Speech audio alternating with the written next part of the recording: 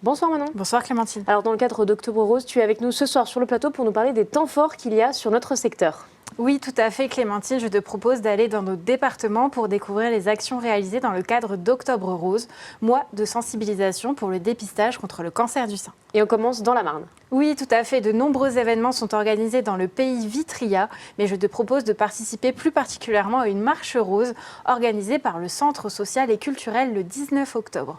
Au départ de la Maison pour tous, 2 parcours de 6 et 12 km sont proposés.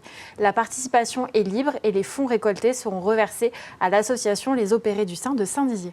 Alors si je décide d'aller plutôt en Haute-Marne, est-ce qu'il y a d'autres événements sur ce secteur-là? Oui, bien sûr, la Haute-Marne est riche d'événements. Pour les Hauts-Marnais, il y existe le Tour cycliste du 6 au 12 octobre. 813 km et 118 communes seront visitées afin de recueillir des dons. En 2023, le total des dons s'élevait à 12 000 €. Ce qui est déjà un beau petit paquet. On espère que le record sera battu cette année. Oui, est-ce qu'il y a d'autres événements organisés peut-être plus dans le sud?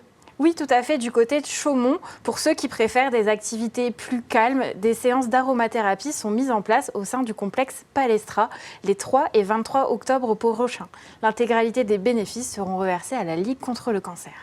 Et pour ceux qui le souhaitent, une marche rose de 8 km est également organisée du côté de Baillard-sur-Marne cette fois, le 13 octobre. Pour découvrir tous les événements du département, une page Facebook Octobre Rose en Haute-Marne a été créée. Vous pourrez vous procurer des tickets de tombola au tarif de 2 € l'unité au profit de la Ligue contre le cancer et de l'association en soutien aux opérés du sein. De nombreux lots sont à gagner.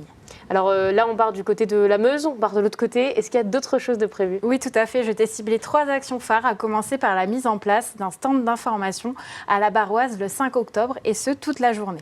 Ce stand sera tenu par le Centre régional de coordination des dépistages des cancers de la région Grand Est.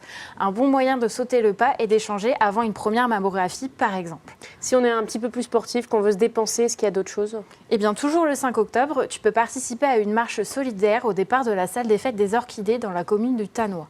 Les fonds de cette course, allant de 5 à 13 km, seront entièrement reversés à la Ligue contre le cancer. Petit bonus, si tu décides d'y aller, Clémentine, n'hésite pas à prendre un élément rose pour ta tenue. Comme ce soir où on est quand même plutôt dans le thème. Tout à fait. Est-ce qu'il y a d'autres choses sur Bar-le-Duc cette fois-ci? Oui, il y a également une marche rose le 10 octobre. Cette marche est organisée par le Centre médical de la femme et regroupe des parcours allant de 5 à 17 km. Pour les 17 km, une bonne condition physique est nécessaire. Tous les fonds iront également à la Ligue contre le cancer. Alors on parle bien du 19 octobre, c'est Oui, ça? tout à fait.